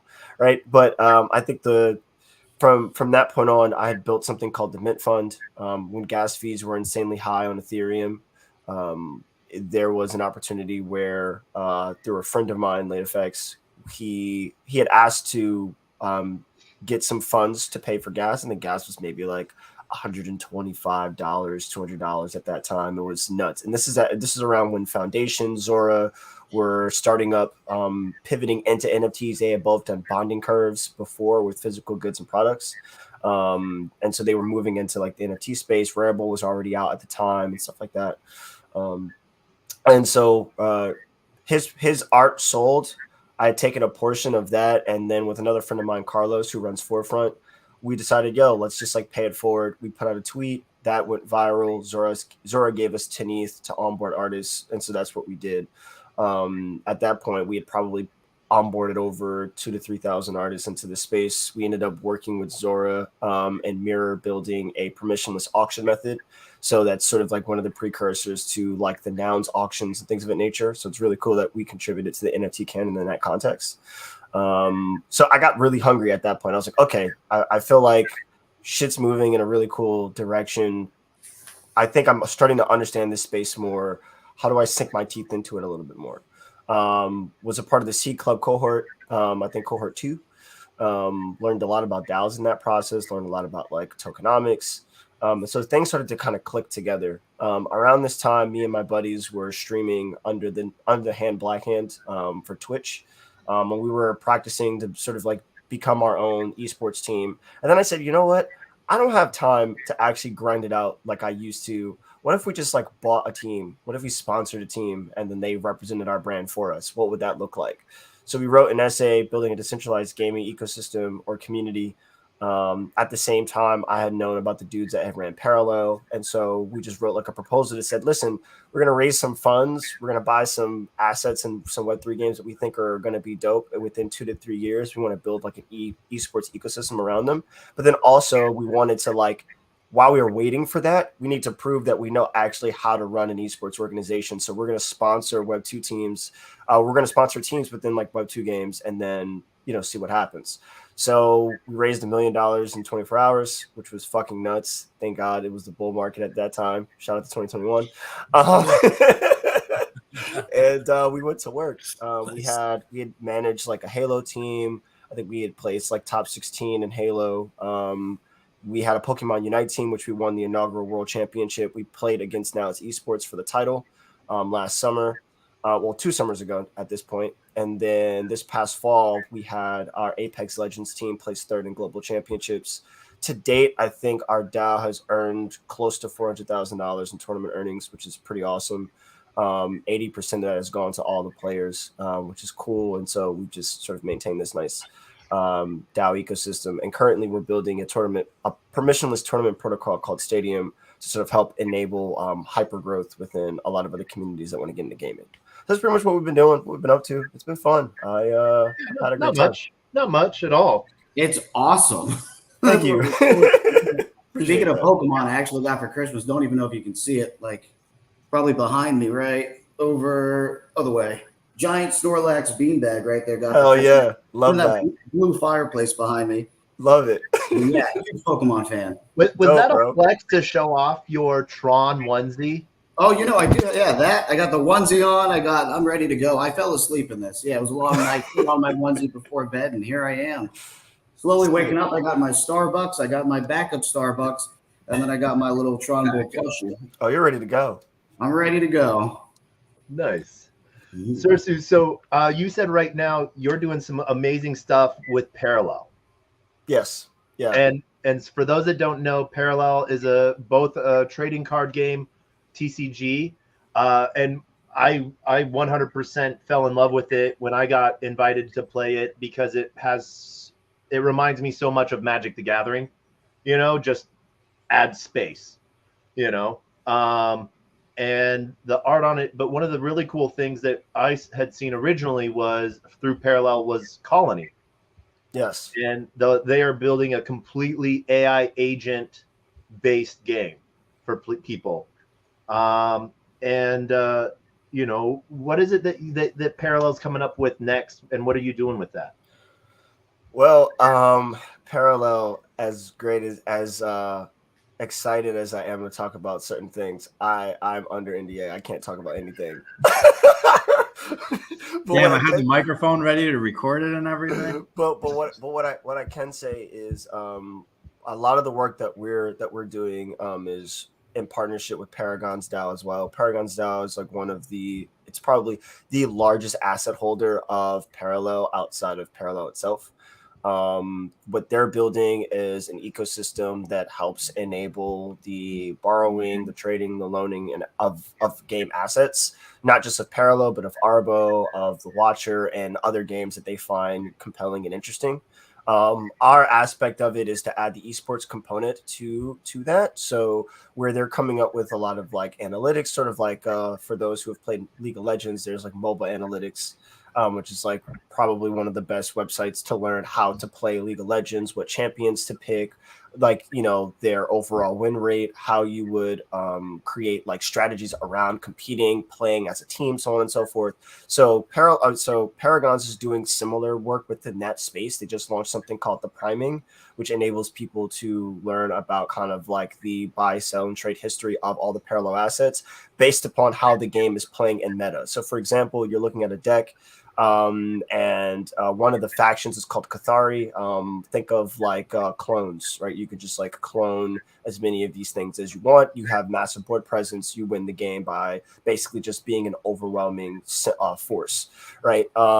For certain cards that are doing well within a particular meta, meaning people that are playing ranked and are placing very high, they're reaching master tier, for example, like every month or every battle pass season that occurs, then those cards will start to sort of like rise in scale because a lot of other people who just want to win easy will want to buy what's in meta. And so for us, partnering with them and creating Stadium is an ability for us to have an on-chain record of folks' competitive histories that then can be bound to, let's say, build reputational models around how these players could borrow cards or borrow assets from Paragon's massive treasury. So that's kind of the thing, like our relationship with them, and then the relationship that we're going to have with Parallel.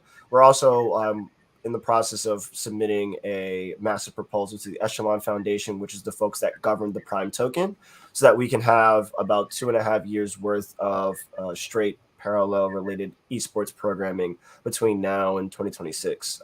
That would potentially include physical LAN events. So we'd be renting out actual venues, having full broadcast support. And these are things that we've already done historically with other games like Halo, for example. But bringing it into the Web3 context would be super, super special. So I could talk about definitely like those things and like the planning around what we intend to do with Parallel, but not necessarily what Parallel is doing itself, that I unfortunately have no liberty to talk about. But I am excited about Colony. That's going to be fucking insane. And I am excited just about like playing the game. They're still in closed beta, and they're probably going to reach 1 million games played super soon. It's honestly fucking unreal. Like just the amount of like momentum this game has had in like the IP that can be birthed from it. Like they're already pushing out like small trailer content videos of like action scenes and things of the nature. Like Parallel has a comic. There's a massive story behind it. I would not be surprised to see this IP be like the next like version of Star Wars for folks. Like it's gonna be nuts. Yeah, I have 2 questions. Shoot. One, what's your take on the gaming Web3, outlook in 24? And 2, what are your thoughts on games that are trying to like bridge the whole loot box game style over to Web3, like Shrapnel, for example? Got it. Okay. So first question, I think like overall outlook 2024, I think like there's more developers that are building games that I think are actually going to be compelling. Game development, and I think like this is endemic of most things, like just in general business, like 90% of shit fails. So a lot of it's not going to work, and it's not going to be because it's bad. It's not going to be because like it wasn't a good concept. But for example, team execution could be poor. It could be timing, right? Certain things just like are too early. Like for example, I would say like Loot was one of the most ambitious things that ever dropped. And like we're starting to now finally see certain things birth from that, like hyper loot and stuff like that. Like some of these things are now taking the 2 to 3 year like stretch of time to manifest, and we'll now be able to honestly effectively judge whether or not that property was meaningful. Then, for example, and then some things just like have that momentum that just work, right? Like Parallel just never seemed to be something that people faded. It just continued to just build upon itself, and the team and cannot stop talking about it. Like one of the things that I've noticed about things that seemingly are successful, especially like within the game section, is you have to be incessant about it. Like you have to be so overwhelmingly annoying to the point where people are like, all right, fuck this. Like, okay, you keep talking about this thing. okay, I got to see what the hype is about. And then now all of a sudden they get infected and then they can't stop talking about it. For things that just don't have that type of like excitement around it, that seems organic, like you could probably chart that it's not going to work. But yeah, I think like there are going to be some really fun things that are going to come out. Like hopefully we'll finally see Shrapnel drop. Wildcard has been going crazy. Anytime they do allow people to play and do demo tests, that game is super fun to play. I've definitely played it a few times. So when that drops, it's going to turn heads for sure. When Parallel's open beta, I mean, they already have like the Hearthstone community like saying, fuck, like I want this. MTG community's like, damn, this is fire. So that's gonna go gangbusters. Midnight Society, like Dead Drop, the fact that they have like the ability where they're doing the like customizable maps like Fortnite, for example, that's definitely gonna turn heads too. So super excited about those things. And then as far as like Shrapnel is concerned and sort of like the loot box method, my thing is this, right? Like I just want to be able to actually play this thing so I can judge it. It's very hard to tell whether or not something looks good or something's going to be good off of like cinematic trailers. I mean, like unless you already have an existing IP where we know that that's like the marketing feedback loop, like Diablo, for example, it's very difficult to like really judge, especially it's like a new property like that. And then you've got other entrants that are coming in. I mean, I think it's like it's going to be a popular game style. Like the finals, for example, is not loot extraction, but there is like loot mechanics related to it, and it is a very fun feedback loop that people can play. Then Bungie's going to come out with Marathon probably in the next 2 years, which is definitely going to be like a massive competitor because it's AAA polish. They have all the money in the world. So I don't know. We'll see. Like Shrapnel just has to show me gameplay, or like I have to sit and fucking play the game, and then I'll know for a fact whether or not it's going to be dope. But I think that the gaming model itself, like, is not. I think it's going to be super popular over the next few years. Dude, if I heard AAA one more time from someone, I don't know what the hell I'm gonna do. It's almost as good as. I mean, AAA is budget, really. Everything like, is when you think about it, AAA is budget. It has nothing. It doesn't really have anything to do with like style of game. It's budget and ambition, right? Like Bungie has the backing of Sony, so it's a AAA studio by default because it has like hundreds of millions, if not billions, at their disposal to make games. Like Rockstar, for example, same thing. Shrapnel doesn't have billions of dollars at their disposal, but if they did, and when they do, right, then they'd be in that same sort of category. That's technically how I really look at it. I don't look at it as far as like quality, because you've had AAA studios pour massive amounts of money into things that just didn't work, that sucked, right? A lot of people can look at Bethesda for, whether they love Bethesda or not, and they could say certain games looked really good and are awesome, like Deathloop, for example. I thought it was fun. Not a lot of people did, right? So it failed. It flopped. But it's a AAA game because it's owned by a AAA studio. So that's pretty much how I look at it. What's your favorite video game? I just have to ask. Like, if you're inviting friends over and you're like, we're going to play this, and I'm going to beat you in this game. Bro, that's difficult. I mean, to me, I think, honestly, probably my most favorite game is Street Fighter Third Strike. Okay. That's the best game I've ever played in my entire life. I think because of the time in which I had found it, the fact that it has one of the best moments in competitive history, Evo Mode 37, and then also the fact that the soundtrack is probably one of the best soundtracks I've ever heard in my life. Like, this 1999, it's got jazz, it's got D&B, it's got hip hop. You know what I'm saying? It's got like everything that you would ever need. It's incredibly fire. I want to. You brought up Wildcard, which is a sore spot for me. Oh no!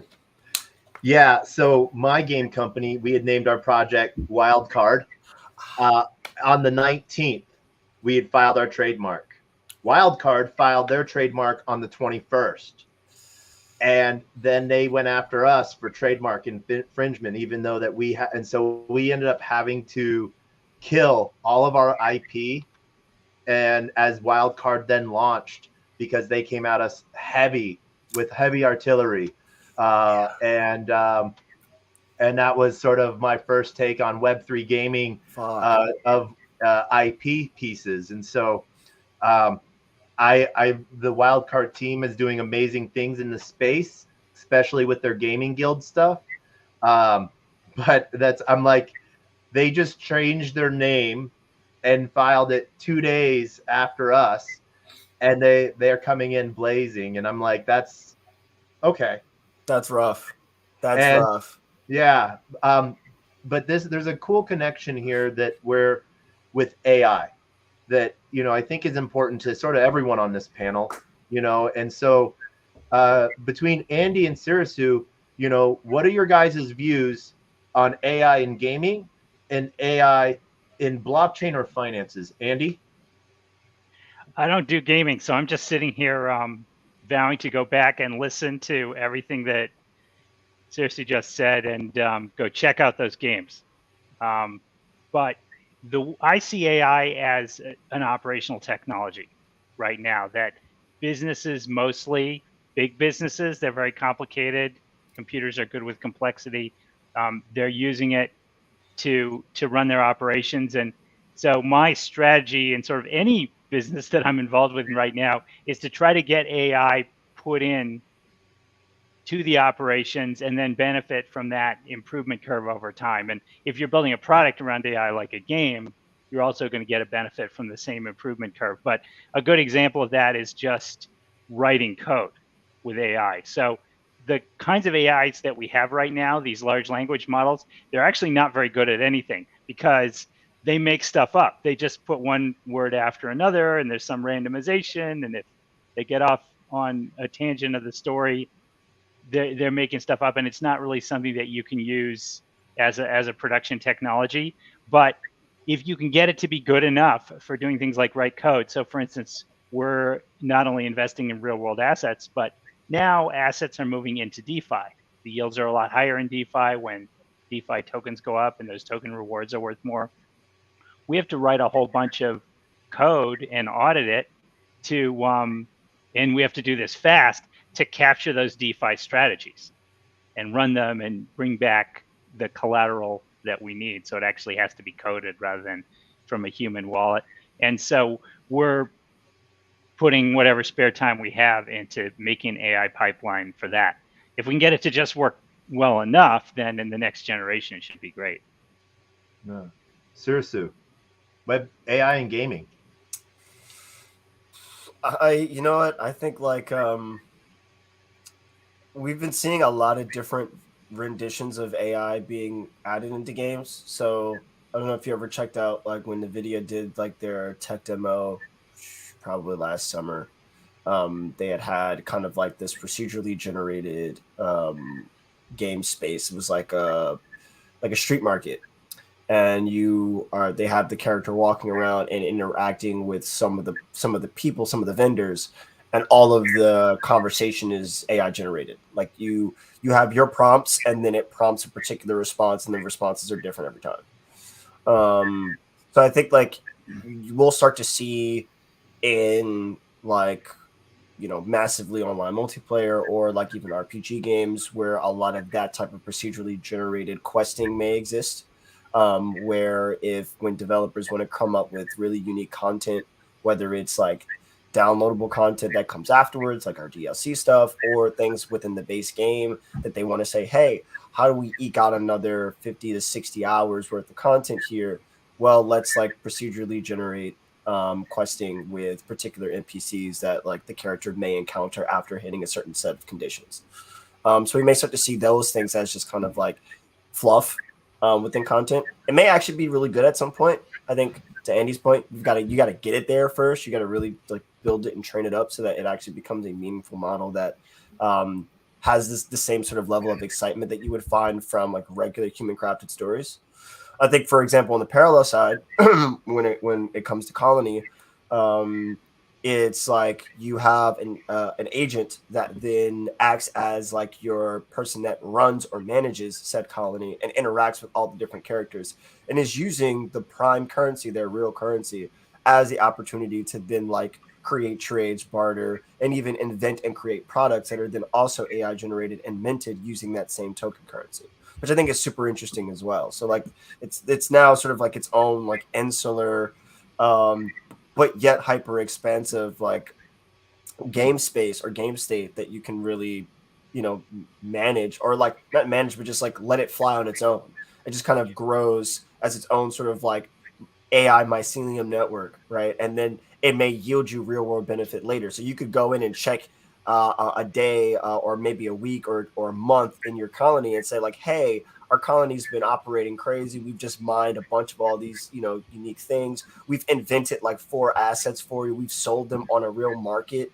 And now your yield or your take rate is like 1,000 Prime, which you can just cash out as real dollars because Prime has its own actual economy, which is like insane. So we may see more of those types of things happen as Parallel kind of breaks the boundary in what's possible with sort of like AI generated ecosystems. I don't know. To me, it's super exciting just to see how like this technology can be leveraged in like a very innocuous way, such as dialogue or something that is the complete game itself. Well, it's interesting because both you and I went to like what we do, make code, make a game character as like work, but Right. AI is also fun. Right. It's fun to use. If you go to DALL-E and you say, I needed a money machine for my blog article on money liquidity, and it starts helping you make this stuff, and that's a fun process. Same thing with coding, makes the coding sure. more fun. So building that, gamifying that, it's already gamified. So I'm hoping to do more that way. 100%. Yeah, there's a friend of mine. She is working with another mutual of ours, and they're building an AI machine for like chakra readings and tarot cards. So I helped them like sort of like design some of like the tarot cards or whatever, because they're into a lot of that unique like occult and astrology and stuff like that, which I think is really fascinating. But in any case, for people who are super into a lot of that type of, I guess, like spiritual work, it's a really unique way and I've like tested it, and it's like a really unique way for like the AI to say, hey, I want to get to know you for like a couple seconds. Just tell me a few things about yourself. And then now tell me what you want. Do you want like a reading? Do you want this? Do you want that?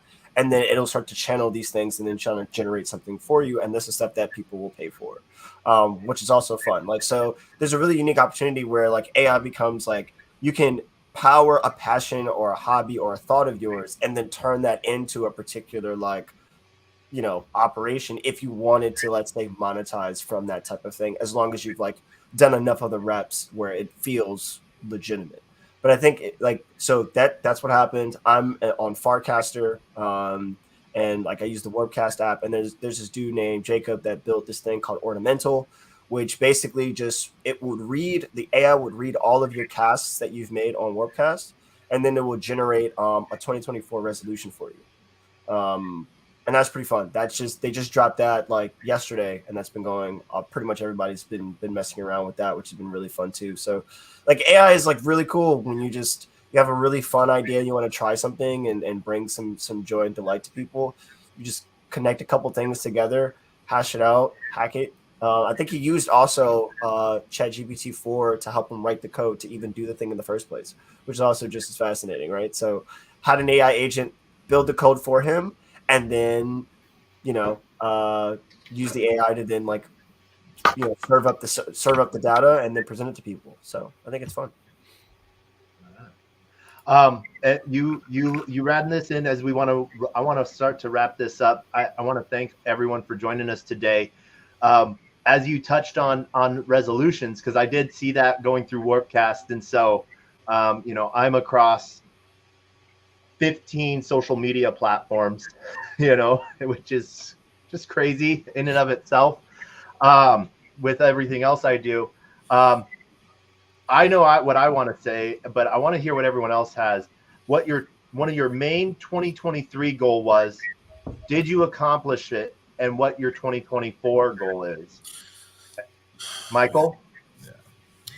Oh, did I accomplish the 2023 goals? I think we surpassed them greatly. It was really, what was it? What was your 2023 goal? Yeah, to get Wallet Guard more exposure. And I think that we were able to do that by, at the beginning of the year, moving to one hacker house with the whole team to put in these 20-hour days, 22-hour days to continue building out this application, this missing layer. And super happy to be backed by, Consensus, IOSG, and Ethereal. They believe in our vision, partnered with Chainalysis and MetaMask, with our open source initiative. I think we really surpassed our goals. Like I said at the beginning of this cast, started off the year with 5,000 users. We just passed 70,000 users. It's been an amazing run this entire year. And just super excited for 2024 and all the stuff we got coming down the pipeline. And it's going to be amazing. Like, I think that it's really about your mindset. If you can envision where you're going to be and you have a team of people that all have the same vision, you're unstoppable. The fact that we were all in one location made the productivity go up tenfold. So it really does make a difference when you kind of get a team together that all has the same vision, the same mindset, and you can execute on it. And our numbers really showed that this year, last year, I should say. And I think that this year we're going to 10X that. So I'm super happy to be part of this team and to be building with people that actually care about security, that actually care. Because it's not about the monetary for us, really. We got into this point without making a single dollar. When we see tweets or DMs and people are like, yo, that helped save my friend, or, that helped protect my wallet, or it caught this wallet drainer, that's worth millions of dollars to us. That's why we do this. So, I think this year is going to be amazing. I think we definitely surpassed our goals for last year, and I can't wait to continue building with the team. Awesome. Andy. I don't think we achieved our goals in 2023. We did a lot of really good building, and I'm one of those guys who always says that it's stupid to say bear markets are a good time to build. And then we just built right through, and now I think we're in great shape for 2024. But 2023 was tough in our business. The regulatory attack in February, the bank crisis in March, macro really not having DeFi shrinkage, market shrinkage all the way through November. So I'm looking forward to 2024. We're in the market. Hopefully I can say the same kinds of things that Michael's saying a year from now. Okay. And I know, Roman, you got to get going in just a moment too. So what was your 2023, 2024 goals? Did you accomplish? 23 was like, so we started building Savvy in 2022, right? From understanding like all the steps to get from theory into actually building out a full product. Then we had to figure out how to get people to hear about us, right? All on zero budget. So 23 was more than what we could have asked for because we went from 0 to 1, right? We launched in June. We bootstrapped everything the whole way. The community supported the project and helped us combine over $2 million in liquidity. And we are well on our way to finding like real niche inside of Arbitrum, and also like looking to expand into omni-chain solutions in 24. So I'm just like really bullish on the state of DeFi and the ecosystem that we've kind of started building. I think 23 was amazing despite all the challenges that Andy mentioned. Like we were right there building with every other builder, and it sucks when you're building during the bear, but I do believe that if you can survive and get to a state where your project has users and becomes profitable, then you're going to be really happy that you did build in the bear. So we're taking that bet. We're taking that directional bet on crypto in general, and I'm excited for everything that's coming. I think there's still going to be some turbulence from here to about 2026. So I don't know what 24 will look like, but I'm excited nonetheless. And I also am excited to start my year meeting you fucking Chads. So, we'll connect after the call and definitely can chat more. So like one of the best things about this space is that every time I do something like this or go to a conference or a side event or, just to a Taco's cigar lounge event or something, I meet really cool people that further my goal of like building out the best CDP in all of DeFi, right? And my network has grown a lot thanks to you, Taco, and I'm really glad that you're able to be a big part of my journey. And excited to see what comes next, man. So thank you. Yeah, thank you. It was beautiful, Roman. That was beautiful. Hunter. 2023, we've had a lot of goals since the beginning. We kicked off the end of 2022, like speaking at Harvard, and then the goal was for 2023, go to more universities, grow the community, just grow the ecosystem, and provide as much value as we possibly can for the whole ecosystem and for like just the entire crypto and blockchain industry. One of our biggest goals was to reach over 200 million wallets, and we have achieved that very recently. So we have over 200 million wallets on the Tron blockchain. We just spoke at Princeton not too long ago and did a really big in-person hackathon.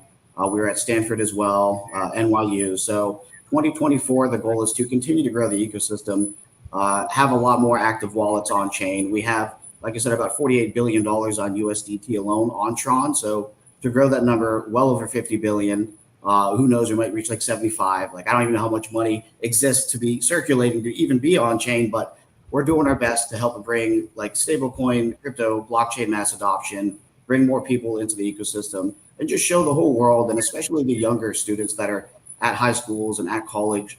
Like a lot of people now, they're going to school and they're thinking that they just might not even know about the industry. So we want to go around and show the whole world that there's options out there, that there's a new upcoming industry, whether it's getting into blockchain and crypto or AI or anything like related to the metaverse. The future is here. It's coming fast. It's already here. It's here now. The Apple Vision Pro is coming out soon too.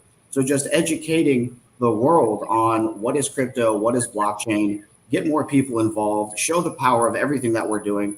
We're all making a huge difference. And so 2023, we did hit our goals of getting more users on chain and exciting people about it and doing big events. So 2024, we're going to go very, very big as well. I think if I look at my calendar now, I'll be in a new country or two countries like every month. It's going to be nonstop, place to place to place, speaking at more universities, and just helping to bring mass adoption to everything that we're doing. This is a great industry. We are literally helping build the future. And I'm so excited to be on this call and talking with you all now. And like Taco, I even have known you even before I was like brought onto the Tron team. You're one of the best people I've ever met, like within the industry. And we need more people like you and like you guys on this call. You guys are helping build the future and make it the way that the world really needs to be to actually succeed. So keep it up. Thanks. Sersu. 2023 was a very, very, very wild year for us. I'd say like coming off of the tournament win in 2022, we just wanted to make sure that we were able to play in a bigger audience, and we did, right? Like Pokemon Unite, even though Pokemon's a massive IP, 30 plus years, Pokemon Unite, the game, was very, very new and doesn't have massive viewership like Apex Legends. Apex Legends had about 12 times enough viewership on average. And we're coming from a region in Apex that has normally been faded. That's the APAC region, APAC South. So we picked up a team of players from Indonesia and Australia, and we placed third in a game that is predominantly dominated by controller players, and all of our team is using mouse and keyboard. The fact that we were the most consistent team of that entire tournament, the fact that we were breaking records for viewership for Apex because of that new storyline, and the fact that we were going toe-to-toe with TSM on pretty much a nightly basis was incredibly exciting for us. It put our name in a new echelon of players when it comes to competitive teams. It put us in some of the top earning esports orgs of the year. And just, I think, positioned us to really take advantage of the new sort of like brand share or mind share that we have, not only within Apex Legends, but then in other spaces abroad. I can't tell you how many players now have reached out to us and saying, hey, we want to represent Blackhand because you're one of like the coolest esports things that we've seen. You know, you guys are winning in Apex. How would you like to play within like Call of Duty, Valorant, so on and so forth? And while we've got to figure out the financial budgets behind these things, because esports is not cheap, it's incredibly expensive, I think, in many ways for no reason. But, you know, I think 2024 is priming us to take full advantage of these opportunities and say, like, what's next? Where are our new heights? You know, what teams, what games, where do we want to go? What are our locales and where we want to compete? And so my eyes are looking at the fighting game community. For example, like Tekken 8 comes out later this month. There are tons of incredibly great players where they do a world tour where you can go to Pakistan, you can go to Korea, you can go to Japan. We can go to over 30 different cities around the world. And that's a great way for us to proliferate the Black Hand name, build a much larger global fan base.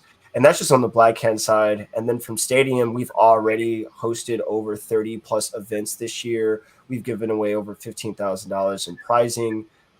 This year, our aim is to go bigger. Our aim is to encapsulate every single pro player from Web 2 and Web 3 games, into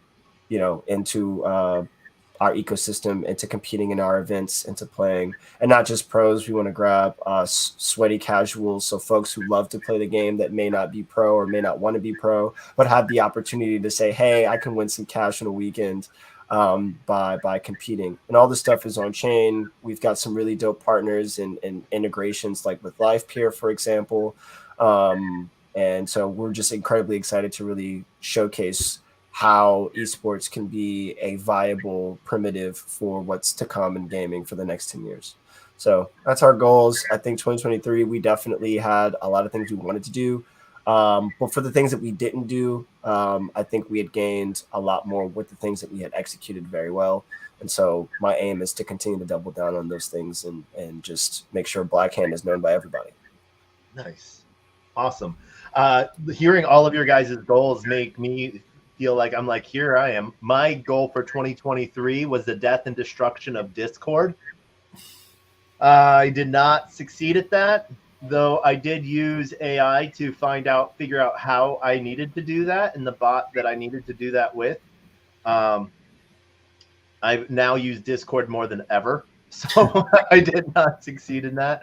But one of the things that I did figure out for 2024 is that my goal number one is to be 100% debt free by the end of the year, and I mapped that out to be by September, October. I think I will be, based off of some of the safe plays I have in the long term, and that's not even taking in any of the risk, which is sort of cool. So, to go back to the troll question, for me, I feel that crypto is a very safe place to build that blockchain in general for both assets and financial. But there's always one of those things that the real world still takes both. So I still have to deal with both for now. I want to thank everyone for joining us today. This was, an amazing way to start the year, and the 500th episode of TacoBytes, your daily bite of Degen. I'm going to give out some CTAs for those that are listening. One, I put everyone's contact information in the chat for TacoBytes. Please follow the people on stage: Michael, Andy, Roman, Hunter, and Sursu. My call to action for Wallet Guard would be getting the Wallet Guard extension, or the MetaMask Snap. It simulates transactions, so it will keep your assets safe. You know what's going in, what's going out. You even know what the gas might be, which is a really good thing. So you can be at a point, if you're rocking just that super, super hot wallet, you can go click on every single ad that says airdrop, and you can actually figure out what's going on, and it will keep you safe. My call to action for Andy and for Sweeperfy: come check us out. Sweeper Finance, Sweeperfy. See it, if we could save you some yield. If you want to start building up a savings bank, do that. For Roman and for Savvy DeFi, if you have a little extra capital, go throw it into Savvy, borrow against it because it can't be liquidated. And then you could go put that into either Degen plays, or, as I like to say, FAFO, fuck around and find out, because it will be paid off over time with the yield that your capital puts in. Or you could then go save it, For those that don't know the Tron network yet, there's some amazing projects that are building in Tron. Tron NRG is one of my favorite group of guys out there. Look at the Tron Link wallet. They have such a really amazing ecosystem between energy and bandwidth for powering trades, Or if you just get your hands on a lot of TRX and you don't know what to do with it, you can stake it and support the ecosystem and earn more. Please check out Sursu and see what Blackhand Guild is doing. And if there's some way you want to get involved, whether it's playing games or you want to watch some amazing gameplay and see what's hot, please check out Sursu and see what's going on there. I want to thank all of you guys. You sort of wrapped up your 2023, 2024 with words of wisdom. So I'm not going to go around and ask for that like I normally do. I'm going to end this space. If there's anything last you guys want to say before we go out, the 500th way that we've gone out 499 ways so far, we're going to end this space the same way. So any last closing thoughts or last things before I close this out? Yeah, Taco, wanted to say thank you again for the stage. Thank you for bringing this together. Massive shout out to you in the 500th episode. That's a ton of content that you put your time into, and people should be listening. If you're not following Taco, please check him out. If you're in the space, what are you doing if you're not following him? And the final thing that I'd like to drop is don't raw dog the blockchain, use Wallet Guard. Let's go. Thank you. Don't raw dog the blockchain. I think one of the worst things about my show is it's consistently inconsistent, but daily. I love doing this. This is my passion project, that I do usually starting at 11:30 p.m. Eastern Standard, wherever I'm at in the world, because I've been working all day trying to get stuff done and on a singular path. But it's one of those things that I've wanted to do every single day. So we're going to end the same way. My words of wisdom: a closed mouth cannot be fed, and you cannot feed a closed mouth, meaning if no one knows you're looking for opportunity can never come a knocking. If opportunity does come knocking and no one answers, it's going to keep on walking. And with that, we end with the greatest, worst knock joke on the face of the planet. I love this because it honors those that come before us, those that come after us. And so I want to do a quick shout out and thank you to everyone joining us.